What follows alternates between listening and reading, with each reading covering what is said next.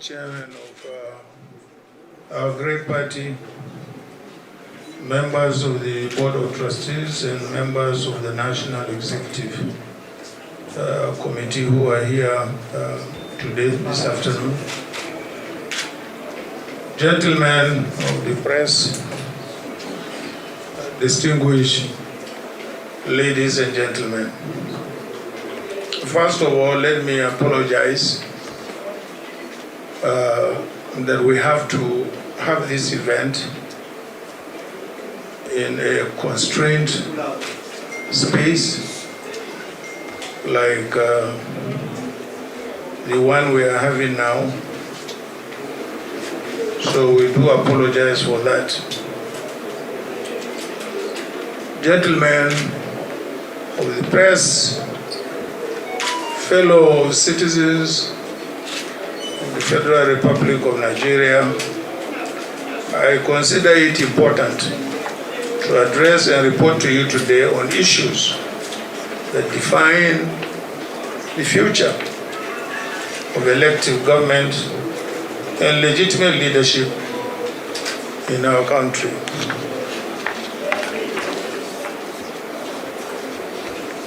Political leadership and active citizenship matter because they are ways through which we all work together to build a country that works for all who live in it and who will come after us.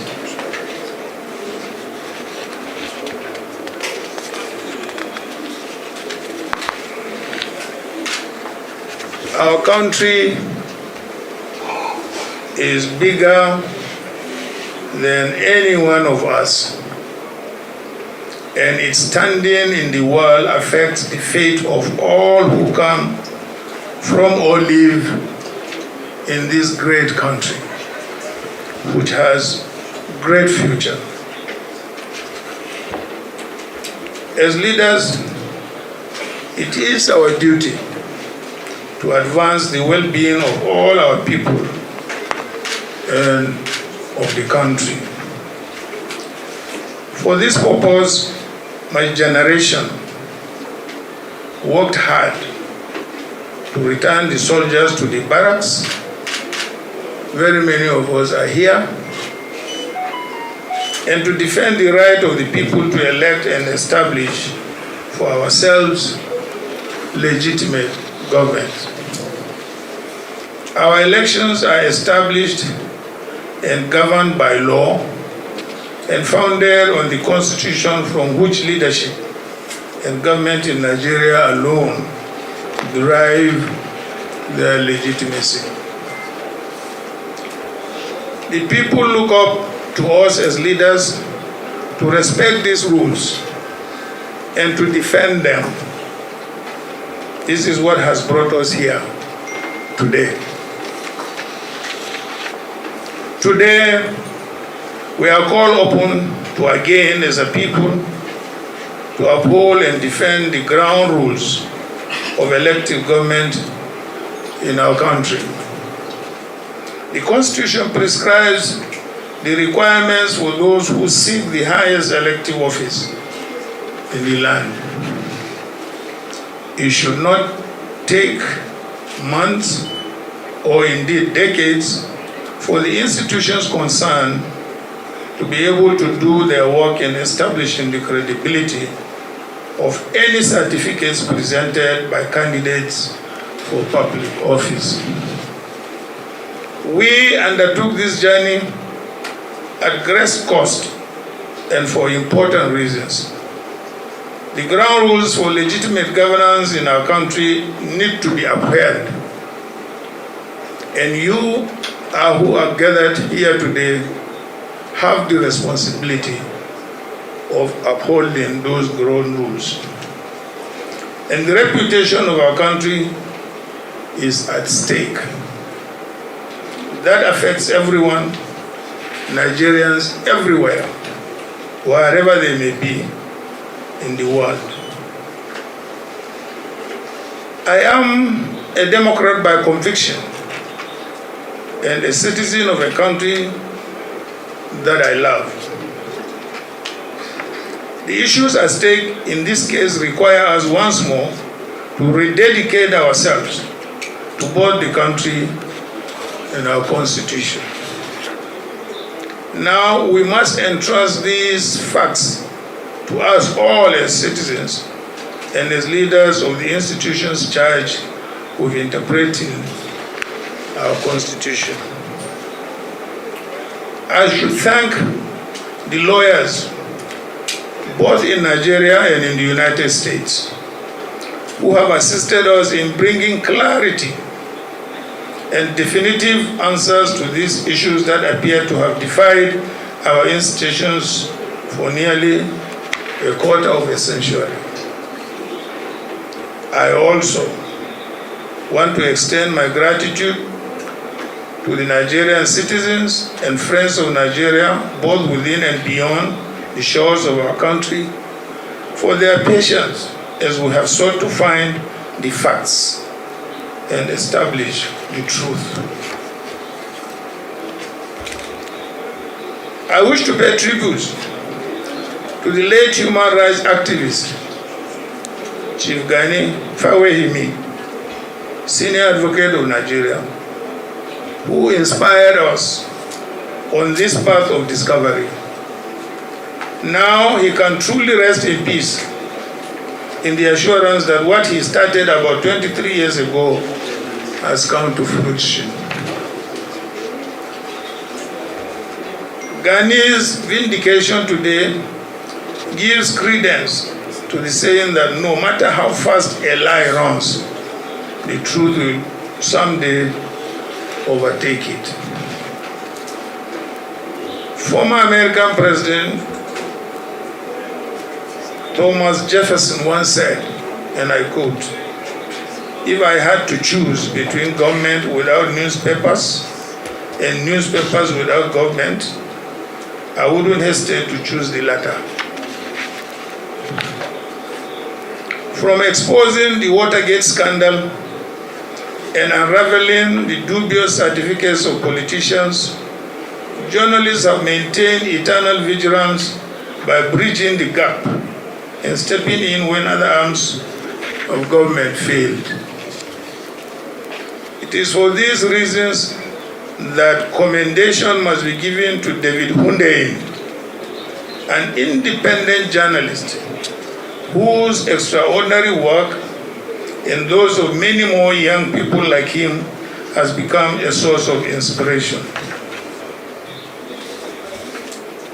Special thanks must be given to the millions of Nigerian youths and citizen journalists too, who continue to put out the truth online even when no one is listening. Indeed, the price of liberty is eternal vigilance. They have put the country first in their firm commitment to unravel the truth and hold leaders accountable. This gives me the hope that we have worthy partners in the struggle to reclaim the country we call our home. This quest is not for or about Atiku Abubakar. It is a quest for the enthronement of truth, morality, justice, and accountability in our public affairs. In line with this, let me call on all well-meaning Nigerians, leaders of thought, our religious leaders, our traditional leaders, our community leaders, our political leaders, and in particular, Governor Peter Obi of the Labour Party and Governor Rabi Ukwankwaso of the NNPP, and the leaders of every political party in Nigeria, and indeed every single person who loves this country, as I do, and who wishes nothing but the best for this country as I do, to join me in this campaign to enshrine probity, accountability, and the basic principles of justice, morality, and uprightness in our country and in our government. This is a task for each and every one of us. Let me, therefore, at this juncture, thank you for listening. May God bless you all, and may God bless the Federal Republic of Nigeria. Thank you.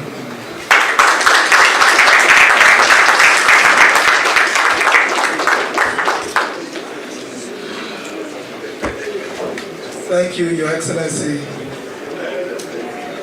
former Vice President, candidate of the People's Democratic Party in the last presidential election, and by the grace of God, the next president of the Federal Republic of Nigeria. Please put your hands together. Well, we have friends in the house, we have colleagues in the house. All technical questions will be taken that has to do with law will be taken by our friends. So, yes, Chief Sokocha this day.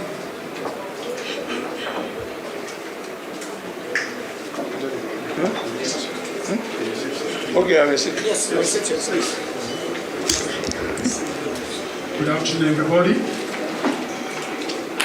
Much has been said about the real documents from the Chicago State University.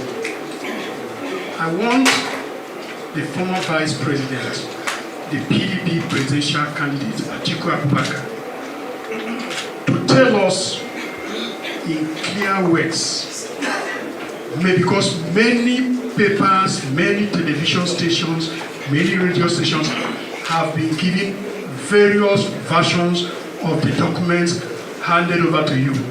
Sir, what did the documents handed over to you say about the person of President Bola Ahmed Tinubu?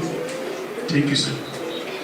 And secondly, sir, of what value will these documents handed over to you will be at the Supreme Court? Thank you. Thank you, Chief Sokocha of these day newspapers. Eniola of African Reports, that's an international platform, yes. Thank you.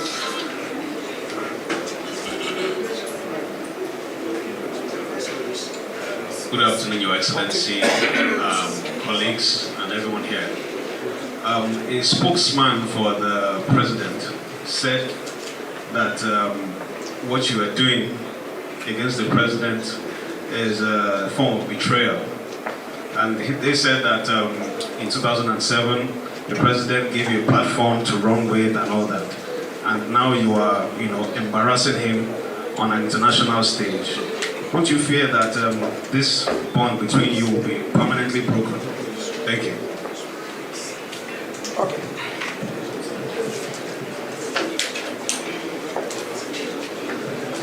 Thank you. His Excellency will take the question from the African Reports, while Barrister Kalu will respond to this day newspaper's inquiry.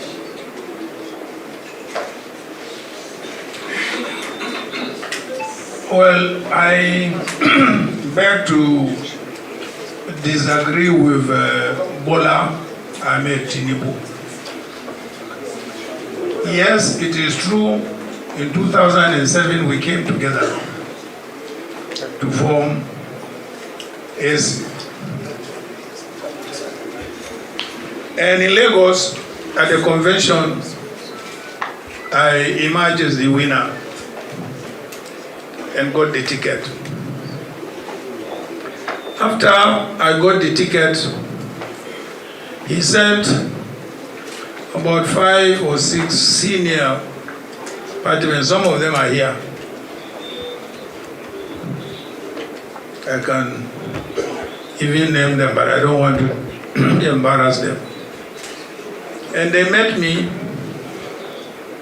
and said to me that Bola wanted to be my running mate. I said, gentlemen, you are all old enough. And apparently, virtually all of you are Christians with the exception of only one person.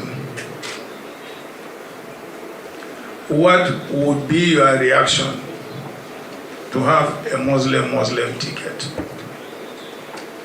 All of them said, we totally object to it. I said, then why didn't you tell him when he was giving you the message that, look, Mr. Tinubu, the message you are giving us, we don't seem to agree with you. Why are you coming then to me? And that was the end of the political relationship. He broke away, went and supported Umaru Yar'Adua. So, what is the ground for him to say that I betrayed him? But those of you who are old enough will also remember that in 2003, the PDP took over all the southwestern states, with the exception of Lagos. I stood between Obasanjo and himself. I said, no, you can't take over Lagos. Leave it. And he left it. So who is indebted to the other? Is it me or Bola Ahmed Tinubu? But there are other things which I would not want to go into. But I vehemently deny that either I stabbed him at the back or did not do him whatever. Thank you. Until today, I will not do Muslim tickets. I don't have to be president because I don't believe it is right for this country. It's not right. Absolutely wrong. We are multi-ethnic and multi-religious. And our government should reflect our diversity and our composition. Thank you very much.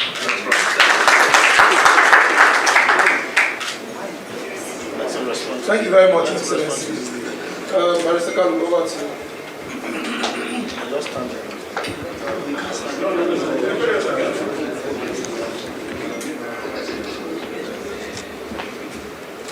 On the certificate issued or released by Chicago State University to the lawyers of Alhaji Atiku Abubakar. These are the documents. One, that Bola Ahmed Tinubu forged the certificate he presented to INEC. That's one. Two, that the qualifying certificate from Southwest College to Chicago State University bears a female, indicating that that document does not belong to Bola Ahmed Tinubu. Three, the Chicago State University admission application form has a claim that Bola Ahmed Tinubu attended Government College, Lagos, and graduated in 1970, when indeed the school was established in 1974. The same document has it that the owner of that document is a black American, and the document Bola Ahmed Tinubu submitted to INEC, he denied having dual citizenship, which means it does not belong to him. Then, the same document, oral deposition, says that the Bola A. Tinubu is Ahmed, but the NYSC certificate Bola Ahmed Tinubu submitted to INEC has Adekunle. I don't know where the Adekunle and the Ahmed emerged from. So, on the second arm of your question, of what use will it be in the Supreme Court? it is very, very clear that from decided authorities, the Supreme Court has held that they can accept a party to adduce fresh evidence as long as certain conditions are met. And from what transpired in the proceedings in US courts, that condition has already been met. So, as we speak, our law is very clear that a party at fault cannot be allowed to enjoy the fruit of his illegality. That is our answer to your question. Thank you. My name is Carlo. Carlo,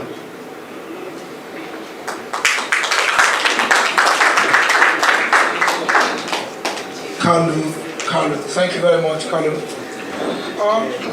I will take, because of the condition of this place, very hot, and I have their excellencies present here. So many of them. I'm privileged to be right in front of you, your excellencies. We won't keep you here for too long. Okay, Friday or Loco, the Punch newspapers.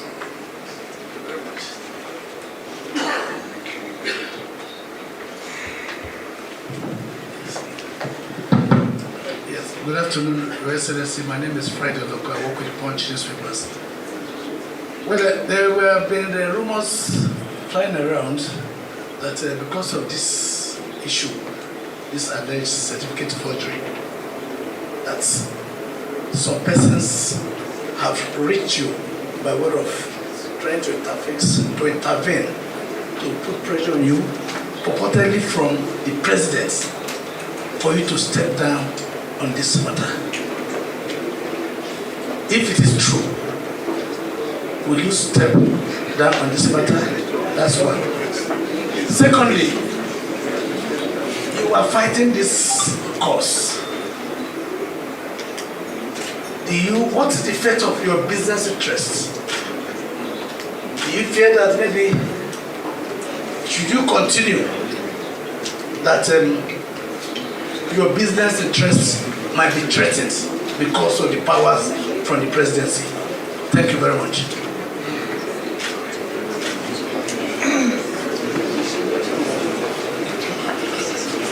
Okay, let me start from the business perspective, because it's the latest in the series of questions that you asked.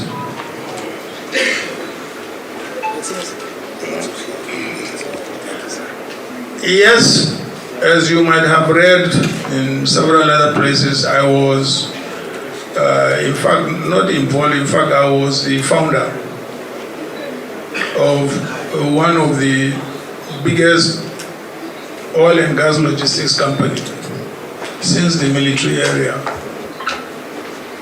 And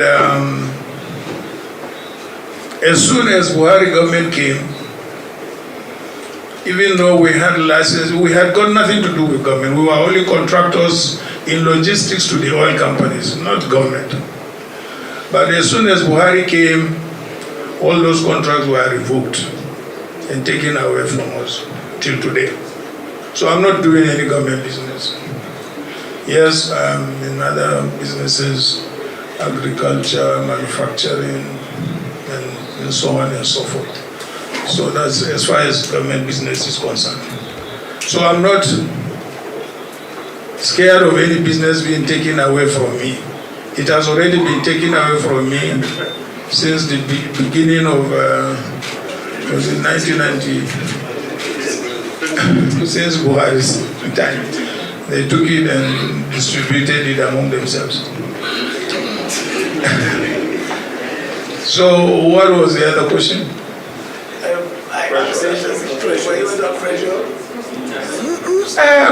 Not really. Yes, immediately after the elections, I was told there was a delegation of governors who claimed, they were sent, by the president, but I did not even allow them to get into my house. I didn't. So will you drop this fight?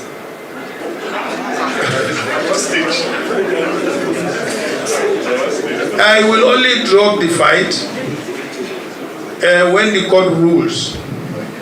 If the court rules that I am right, fine. If the court rules that he is right, so that's the end of the fight.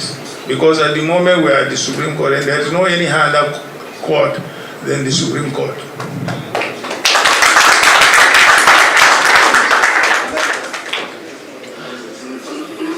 Thank you, Your Excellency.